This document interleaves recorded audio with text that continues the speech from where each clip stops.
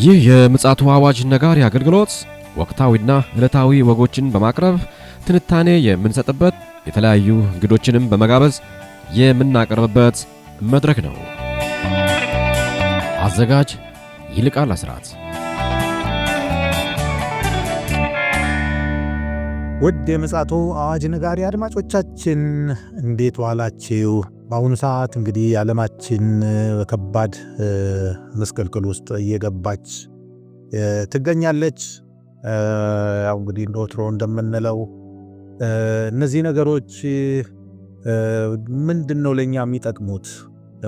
ለኛ ደግሞ ምንስ ያስፈልጋል ለምትሉ ወገኖች መጽሐፍ ቅዱስ ቁልጭ አድርጎ የሚያስቀምጣቸው ሐሳቦች አሉ፣ ትንቢቶች አሉ።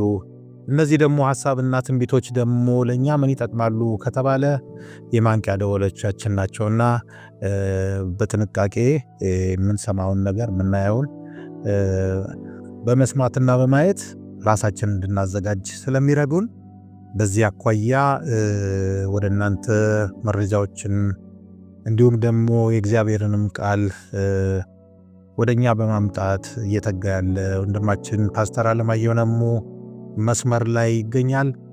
ከሱ ጋር በእንደዚህ አይነት ጉዳዮች ላይ ጠንካራ ውይይት የምናደርግበት ክፍለ ጊዜ ነው። እንግዲህ ጆሮአችን ወደኛ ትኩረታችሁን ወደኛ በማድረግ የምናስተላልፈውን ነገር በጥንቃቄ እንድትሰሙን እናሳስባለን። ስለዚህ መልካም ጊዜ እንዲሆንላችሁ እመኛለሁ። መስመር ላይ በቀጥታ ወደ ፓስተር አለማየሁ ይዣችሁ ሄዳለሁ። መልካም ጊዜ ይሆንላችሁ። ዛሬ እንግዲህ በዕለተ ሐሙስ ተገናኝተናል። በትላንትና ሁለት ዜናም ክፍለ ጊዜ ስለነበረ አልተገናኘንም። ዛሬ ተገናኝተናል። እስኪ መረጃዎችን ደግሞ አጠናክረሃል። እስኪ ለአድማጮቻችን ደግሞ አጋራ። እንግዲህ የዓለም ነገር ከሁለተኛው ዓለም ጦርነት መነሳት በኋላ አሁን እየሆነ ያለው ታይቶ ተሰምቶ የማይታወቅ ነገር ነውና በሶስቱም ዘርፍ ነው እየሆነ ያለው፣ በተፈጥሮም በኢኮኖሚውም እና በጦርነቱም አቅጣጫ ማለት ነው። ምንድነው እንግዲህ ዛሬም ትናንትናም ሚዲያዎችን ወጥሮ የያዘ ነገርና በእኛ በእርግጥ ከዚህ በፊትም በተደጋጋሚ ለማንሳት ሞክረናልና የጊዜ ጉዳይ እንደሆነ እየተናገርን ነበረ። እንግዲህ ዛሬም የጊዜ ጉዳይ ነው። ምንድነው ታይዋን በቻይና ተከባለች። እንደውም ብዙዎቹ ወይ ዛሬ ወይ ነገ ወይ ተነገ ወዲያ ድንገተኛ ጥቃት ይደረጋል ተብሎ በጣም እየተፈራ ነው ያለው። ቻይና ግን ለዓለም አቀፍ ሚዲያዎች የጦር ልምምድ ነው እያደረኩ ያለው ነው የምትለው። በስተ ምስራቅ፣ በስተ ሰሜን፣ በስተ ደቡብ፣ በስተ ምዕራብ በአራቱም አቅጣጫ በባህር ኃይል፣ በእግረኛ፣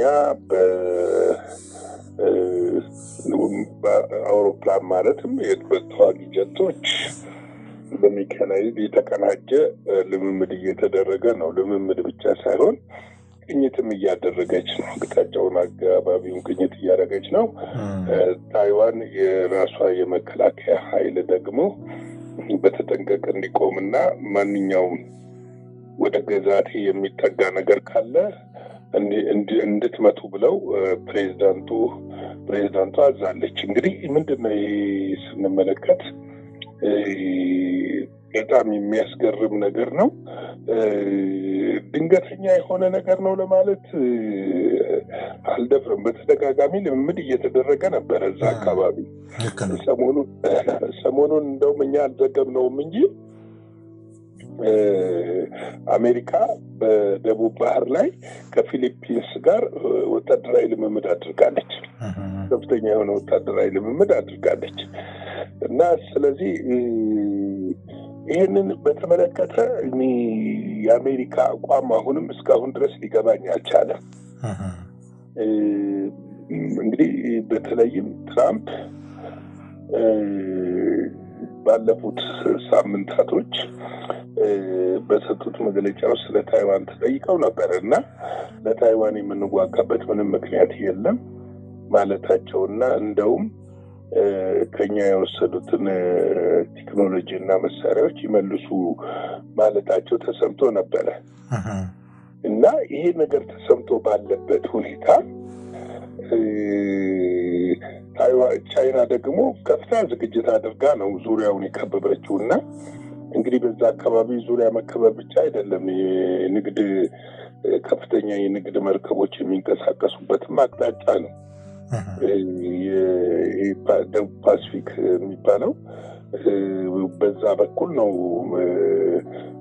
የሚያልፈውና ከፍተኛ የንግድ መርከቦች ጭነቶች የሚተላለፉበት ነውና ያንን ሁሉ የሚቆልፍና የዓለምን ጉሮሮ ሁሉ የሚያንቅ ነውና ይሄ ልምምድ ሰቅጦ ይዟል። አሁን ምንም አይነት ነገር ወደ ታይዋን የሚገቡ ነገሮች የሉም እና ይሄ ነገር ከሆነ በኋላ ማምሻውን አሜሪካ የቻይናን ድርጊት መቃወሟን አሳውቃለች እና በዋይት ሃውስ ቃል አቀባይ በኩል መግለጫ ሰጥታለች።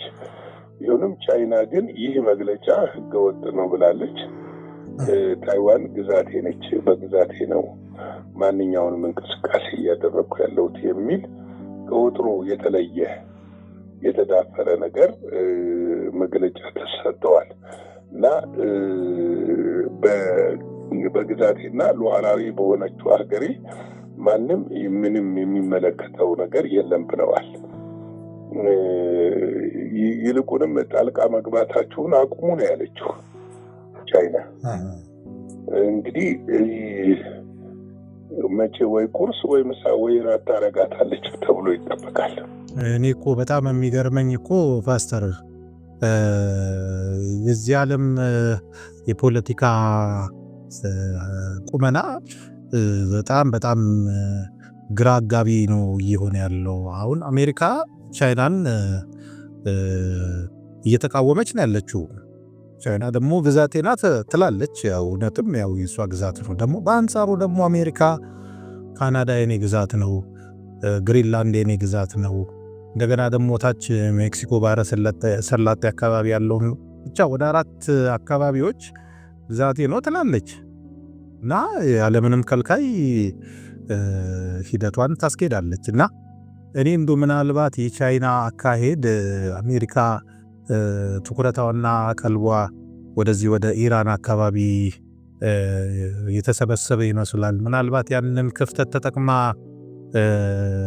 እንዳልከው ዋጥ ለማድረግ ዝግጁ የሆነች ይመስላል። ምን አይነት አስተያየት አለ?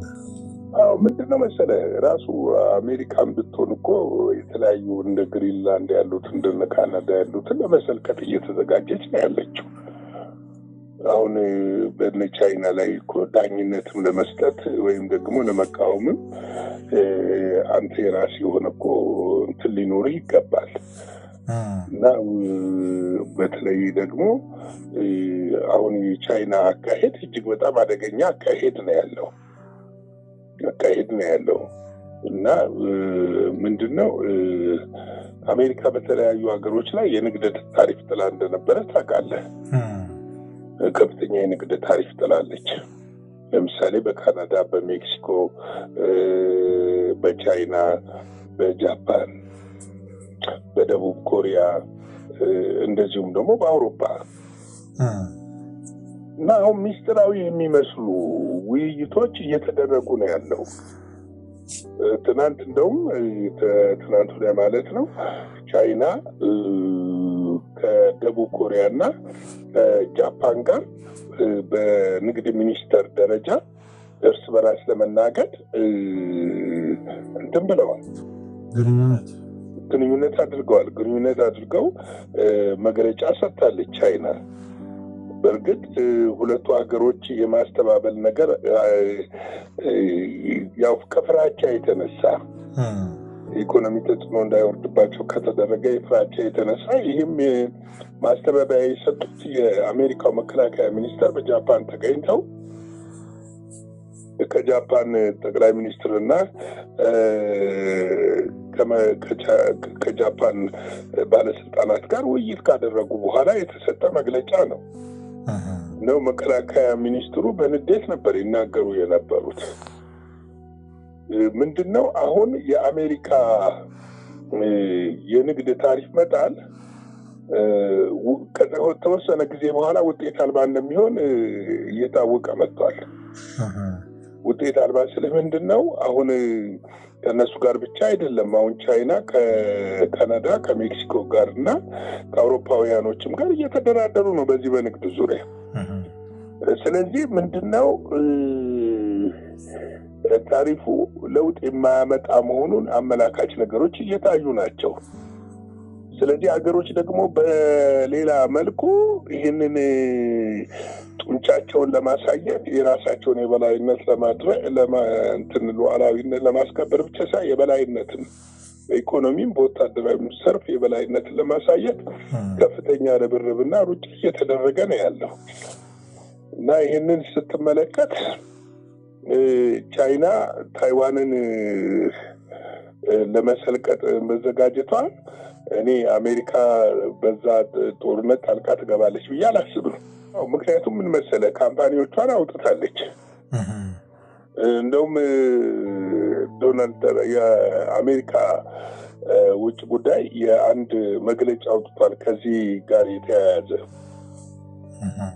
ቻይና እንትንን ማነው የምትወር ከሆነ ታይዋንን ዜጎቻቸውን እንዴት እንደሚያስወጡ ያሰቡበት ነው እና ለዜጎቻቸው በታይዋን ላሉ ዜጎቻቸው ዝግጅት እንዲያደርጉ ነግረዋል። እንግዲህ እነሱም የሚያውቁት ነገር አለ ማለት ነው እና ዓለም በጣም አደገኛ ሁኔታ ውስጥ ነው ያለችው። በጣም ስልህ በጣም ምክንያቱም ኃይል የሌለበት ድሮ እኮ ፓስተር የጸጥታው ምክር ቤት የሚባል ነገር እንደነበረ እናስታውሳለን እና አሁን ልሳኑ ሁሉን የተዘጋው የተባበሩ መንግስታት ድርጅት በምንም መንገድ ላይ አሁን ስሙ አይነሳም። ጥርሶ ወላልቋል። በምንም በቃ ፓወርለስ ሆኗል እና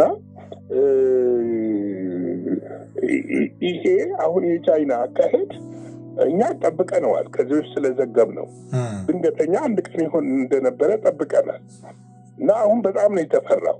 ቀጠናውን አስፈሪ አድርጎታልና ለምንድነው አሜሪካ ራሷ ለዜጎቿ ማስጠንቀቂያ የሰጠችበት ምክንያት ምንድነው የሚለውን ነገር ተመለከተ። የራሷን ስሌት አስልታስ ቢሆን ምክንያቱም ያው ቀደም እንዳልነው ራሷም ግዛቶች የምትላቸው ላይ እርምጃ ለመውሰድ ምክንያቱም አሁን በፊት በጸጥታው ምክር ቤት ቢሆን ኖሮ ድምጽን በድምጽ በመሻር ነገሩ ይከስም ነበር።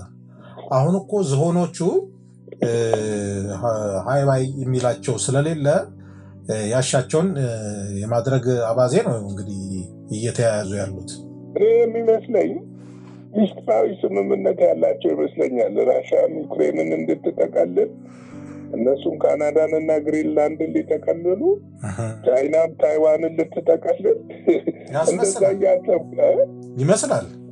ለምን መሰለህ አሁን ማምሻውን ነገ በስፋት እናየዋለን። እንትን መግለጫ ሰጥታለች ራሽያ የተኩስ አቁሙን ስምምነት እንደማትቀበል ግልጥ አድርጋ ነው የተናገረችው። ሶስቱ ነገሮች የማይሆኑ ከሆነ የተኩስ አቁም ስምምነቱን በፍጹም አልቀበልም ብላለች። ከዚህ በፊትም አንስተነዋል እሱን ነገር። አንደኛው ምንድነው ታይዋን ማነው ዩክሬን ወደ ኔቶ ማትገባ መሆኑን ታረጋግጥ ነው እኮ። ስለዚህ አሁን እንዳልከው ነገሮች እንግዲህ ቀስ በቀስ ወዳልከው ሐሳብ እየተሸጋገሩ ይመስላል። እንግዲህ ምንድነው ይሄንን ታረጋግጥ ነው። ዩክሬን ደግሞ ይሄንን አታረጋግጥ። ሁለተኛ የያዝኳቸው ግዛቶች የኔ መሆኑ ይረጋገጥ ነገር ነው። አውሮፓ ደግሞ በዛ ያስማማም። ሶስተኛ ምንም አይነት ያው የጦር መሳሪያ ለዩክሬን ወታደራዊ እርዳታዎች እንዳይደረጉ ይቁም ነው። ፈረንሳይና እንግሊዝ በዚህ ይስማማሉ ወይ? ምክንያቱም የጣሶ እኮ እየሄዱ ነው። ፈረንሳይና እንግሊዝ ብቻ ሳይሆኑ ራሱ የዩክሬን ፕሬዚደንት አይስማማም። እኛ ይሄ ከሆነ ሙሉ ለሙሉ ቶክስን ለማቆም ዝግጁ ነን ያሉት። ስለዚህ ዶናልድ ትራምፕን ራሱ አጣብቂኝ ውስጥ ከቷቸዋል። የሚገርም ነው በጣም። አሁን ይሄ የይገባኝነት ጥያቄ እኮ አሁን እየሰፋ ሊሄድ እኮ እንደሚችል እኮ አጠራጣሪ አይደለም። አሁን ለምሳሌ ህንድና ፓኪስታን በካሽሚር ጉዳይ ላይ አጨቃጫቂ የሆነ እንትን እንዳላቸው ይታወቃል። አሁን ገብተዋል። የነዚህ ውጤት ነገ ከነገ ወዲያ የይገባኛል ጥያቄ ያላቸው አገራት በዓለም በርካታ አገሮች ስላሉ ወቆሱ ቆኑ መልካው ዓለማችን ወዴት ነው እያመራች ያለችው? አየ በዚህ ሰዓት ላይ ነው እንግዲህ በጣም አጣብቂኝ ውስጥ በገባችበት ሰዓት ሐሳዊው መሲህ ብቅ የሚለው ብዬ ነው ማምነው። እውነት ነው። ምንድነው መሰለህ አሁን ዓለም የት ጋ ነው አሁን ክርክር የሌለው? የት ጋ ነው የጦር ዝግጅት የሌለው ብለህ ስትል የትም አታገኝም። ምናልባት የማንሰማው አውስትራሊያ አካባቢ ነው። እነዚህ ሃይላንድ ደሴቶች የሚባሉ አለ አይደለም? እነሱ አካባቢ ነው የማትሰማው። ይህ የት ጋ ነው የማትሰማው? ካነሳ ላይ ቀርቆ ይኸውልህ እንግሊዝ እኮ የኮመንዌልዝ በሚለው ከአውስትራሊያ ጋር እኮ አንድ ሰሞን በጣም ቢግ ኢሹ ሆኖ ነበር እኮ። አውስትራሊያ ለንግስቲቷ እንገዛም የሚል እኮ አጨቃጫቂ ነገር ሁሉ ተነስቶ ነበር። እሱ ብቻ ሳይሆን ብዙ ነገሮች አሉ። ምንድነው መሰለህ አሁን እኛ የምናየው ይሄ ፈጣን ለውጥ የሚያሳዩ ናቸው። አሁን ያለው ነገር እንግዲህ በዚህ በመካከለኛው ምስራቅ ያለውንም ነገር ደግሞ በነገው ዕለት ወይም በዓርብ ዕለት ይዘን እንመጣለን። ምክንያቱም የጌታ ኢየሱስ ክርስቶስን ምጽአት የሚያመላክቱ የሚያጎሉ ነገሮች እየሆኑ ነው ያሉት። አሁን ላይ እየሆኑ ነው ያሉት። ይገርማል። አሁን ላይ እየሆኑ ነው ያሉትና እነዚህ ነገሮች ደግሞ በሚቀጥለው እስቲ ይዘን እንመጣለን።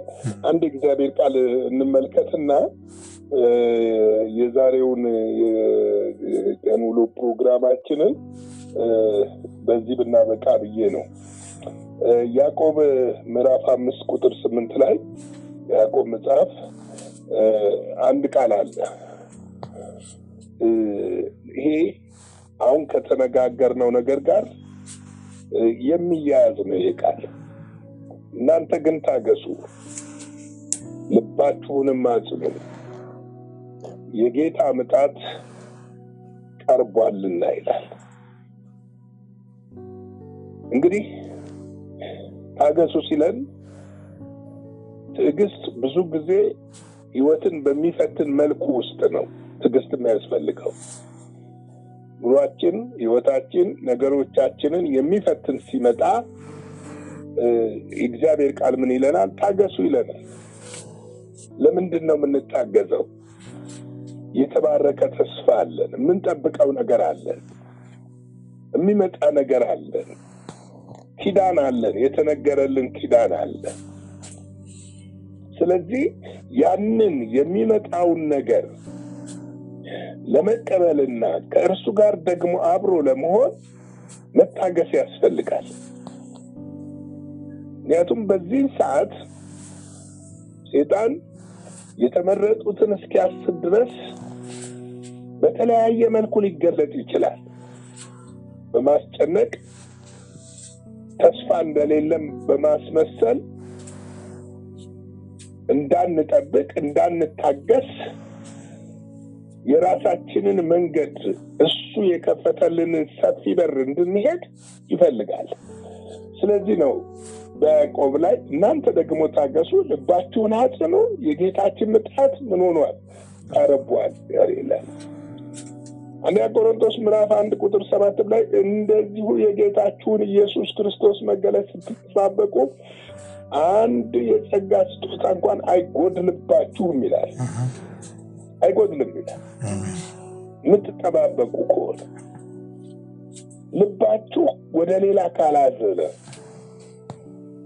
ወደ ሌላ ካልተመለከተ፣ አይናችንን ከምድር ላይ ከሚታየው ነገር ላይ ከምንሰማው ነገር ላይ አንስተን የጌታችንን ምጽአት የምንጠባበቅ ከሆነ በዚህ አስጨናቂና አስቸጋሪ የሆነ በመጣው ዓለም ውስጥ እግዚአብሔር ከልሎና ሸሽጎ ለራሱ ለምጽአቱ ያደርሰናል። አሜን። ስለዚህ ነው አንድም ነገር አይጎልባችሁም የሚለው። ሮሜ 13:11 ላይ ደግሞ ከእንቅልፍ የምትነሱበት ሰዓት አሁን እንደደረሰ ዘመኑን እወቁ ይላል። ከእንቅልፍ የምትነሱበት አመንበት ጊዜ ይልቅ መዳናችን ዛሬ ወደኛ ቀርቧል ይላል። እንቅልፍ አንዳንድ ሰዎች ዘመንን አይመረምሩ። ዓለም አሁን እየተራመሰች የኢኮኖሚ እና የፖለቲካ ጦርነት አድርገው ይስሉታል፣ ግን አይደለም። እንደ ሽንቁርጋን ዓለም በየቦታው እያፈሰሰች ባለችበት ሰዓት ልንነቃ ልንዘጋጅ ይገባል። ከእንቅልፍ ልንነሳ ይገባል። ሰዓቱ እንደደረሰ ነው እኮ የሚለን። ዘመኑን ወቁ፣ ሰዓቱ ደርሷል። ይህ የመጨረሻው ዘመን ላይ ነን። መቼ እንደሆነ ባናቅ፣ ሰዓቲቱ ስንት ሰዓት እንደሆነ ባናቅ፣ ቀኒቱ ባናቅ፣ መላእክቶች መለከት ሊነፉ እየተዘጋጁ ያሉበት ወቅት ላይ ነው። ዓለም እየተተራመሰ ነው። ስለዚህ ይህንን በደንብ ልንረዳ፣ ልንገነዘብ፣ ልንዘጋጅ ያስፈልጋል። ሰብሰብ ልንል ያስፈልጋል። ልንተጋ ያስፈልጋል። በጨለማ ላሉት ብርሃናችንን ልናበራ ያስፈልጋል። የተኙትን የደነዘዙትን ልንቀሰቅስ ያስፈልጋል።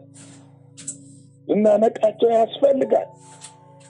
ምክንያቱስ ጌታ ኢየሱስ ክርስቶስ በደጅ ስለሆነ፣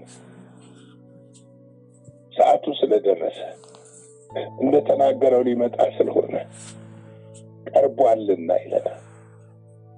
ቀርቧልና ሮሜም ላይ የሚነግረን ይሄንን ነው። ቀርቧልና፣ መዳናችሁ ቀርቧልና። ከዚህ ዓለም ከጨለማ ዓለም ከክፋት ከተንኮል ከጥላቻ ከሞላበት ዓለም ሊወስደን ሊያሳርፈን ተስፋ ወደ ተገባችልን ወደዛች ውብ ከተማ ሊወስደን ተዘጋጅቷልና ቀርቧልና እንንቃላለን። እንግዲህ ወገኖቼ ሼር፣ ላይክ፣ ሰብስክራይብ አድርጉ። ለሌሎች መልእክት እንዲደርስ እግዚአብሔር በረዳችሁ መጠን ለ10 ለ15 ሰው ለ20 ሰው ለ5 ሰው ለምትችሉት ሁሉ ሼር አድርጉ። እናንተም ደግሞ የምትገቡ ሰዎች ላይክ፣ ሰብስክራይብ አድርጉ። የደውል ምልክቷን በመጫን ሰብስክራይብ በማድረግ አገልግሎታችንን ከኛ ጋር ሆናችሁ እንድታገለግሉ እላለሁ። በገንዘቦቻችሁ እየደገፋችሁ ላላችሁት እግዚአብሔር አብዝቶ አብዝቶ አብዝቶ አብዝቶ ይባርካችሁ። ተባረኩልን። ለዘሪ ዘርን የሚሰጥ ለሚበላ መብልን የሚሰጥ እግዚአብሔር ነውና በዚህ አገልግሎት ላይ የዘራችሁት ነገር ደግሞ ፍሬ እንደሚያፈራ እናምናለን። አሁንም ጥሪ የምናደርግላችሁ በጎፈንድሚ